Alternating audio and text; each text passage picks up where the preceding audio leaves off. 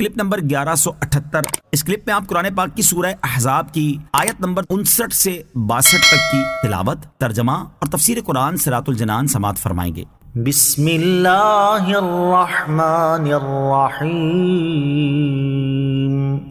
ترجمہ: اللہ کے نام سے شروع جو نہایت مہربان رحمت والا ہے۔ یا ایہا النبی قل لازواجک وبناتک ونساء المؤمنین یدنین علیہن من جلابیبہن ذالک ادنی ان یعرفن فلا یؤذین وَكَانَ اللَّهُ غَفُورًا رَحِيمًا۔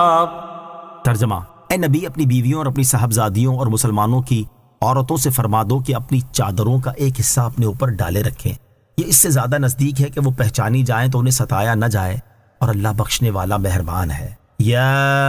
ایہا النبی قل لازواجک وبناتک،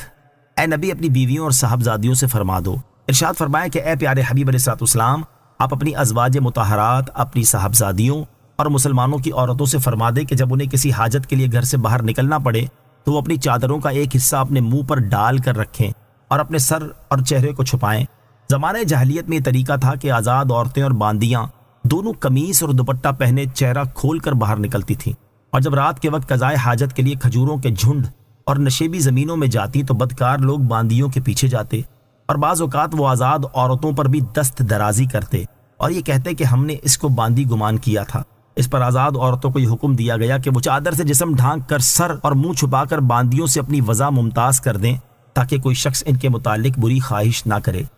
یاد رہے کہ اس کا یہ مطلب نہیں کہ لونڈیوں کو ستانا جائز تھا، بلکہ یہ ان فاسق و فاجر لوگوں کے ایک ہیلے کے سامنے بند باندھنے کے لیے فرمایا گیا۔ ذالک ادنی ان یعرفن فلا یؤذین، یہ اس سے زیادہ نزدیک ہے کہ وہ پہچانی جائیں تو انہیں ستایا نہ جائے۔ یعنی اگر آزاد مسلمان عورتیں اس طرح چادر اوڑھ کر چہرہ ڈھانپ کر باہر نکلیں گی تو انہیں دور سے پہچان لیا جائے گا کہ یہ عزت دار اور با حیا خواتین ہیں، اور اس سے ان کی عزت محفوظ رہے گی اور ستائی بھی نہیں جائیں گی۔ اس آیت مبارکہ سے ہمارے زمانے کی ان عورتوں کو درس عبرت حاصل کرنا چاہیے جو شرم و حیا کی چادر اتار کر بن سنور کر بازاروں کی رونق بنی رہتی ہیں اور لوگوں کی ہوس کا نشانہ بنتی ہیں، اور اوباش قسم کے لوگ ان پر آوازیں کستے اور چھیڑ خانی کرتے ہیں۔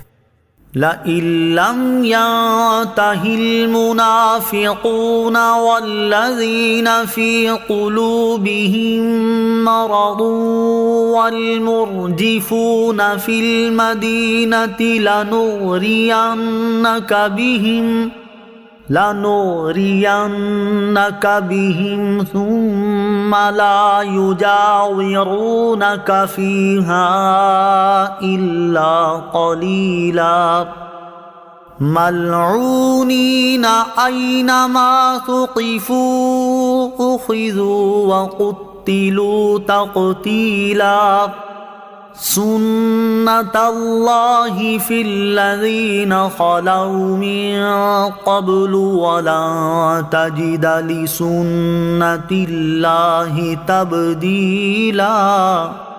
ترجمہ: منافق اور وہ کہ جن کے دلوں میں مرض ہے، اور وہ لوگ جو مدینے میں جھوٹی خبریں پھیلانے والے ہیں، اگر باز نہ آئے تو ضرور ہم تمہیں ان کے خلاف اکسائیں گے، پھر وہ مدینہ میں تمہارے پاس نہ رہیں گے مگر تھوڑے دن۔ اللہ کی رحمت سے دور کیے ہوئے لوگ ہیں، جہاں کہیں پائے جائیں انہیں پکڑ لیا جائے اور گن گن کر انہیں قتل کر دیا جائے۔ اللہ کا دستور چلا آتا ہے ان لوگوں میں سے جو پہلے گزر گئے، اور تم اللہ کے دستور کے لیے ہرگز کوئی تبدیلی نہ پاؤ گے۔ لَئِن لَّمْ يَنْتَهِ الْمُنَافِقُونَ، اگر منافق باز نہ آئے۔ اس آیت کا خلاصہ یہ ہے کہ وہ لوگ جو منافق ہیں، اور وہ لوگ جو فاجر و بدکار ہیں، اور وہ لوگ جو مدینے میں اسلامی لشکروں کے متعلق جھوٹی خبریں اڑانے والے ہیں اور مشہور کیا کرتے ہیں کہ مسلمانوں کو شکست ہو گئی، وہ قتل کر ڈالے گئے، دشمن چڑھا چلا آ رہا ہے، اور اس سے ان کا مقصد مسلمانوں کی دل شکنی اور ان کو پریشانی میں ڈالنا ہوتا ہے۔ اگر یہ لوگ اپنے نفاق، بدکاری اور دیگر حرکتوں سے باز نہ آئے تو ضرور ہم مسلمانوں کو ان کے خلاف کارروائی کرنے کی اجازت دے دیں گے اور مسلمانوں کو ان پر مسلط کر دیں گے،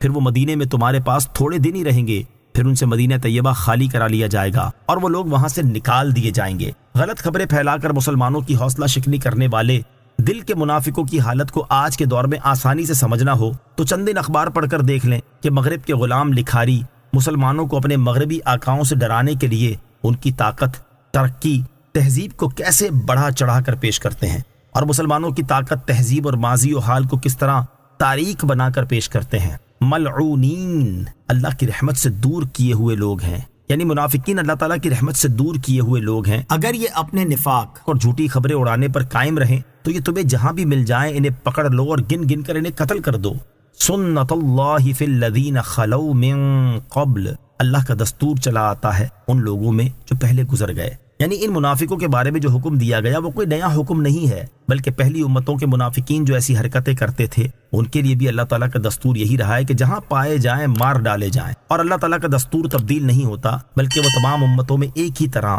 جاری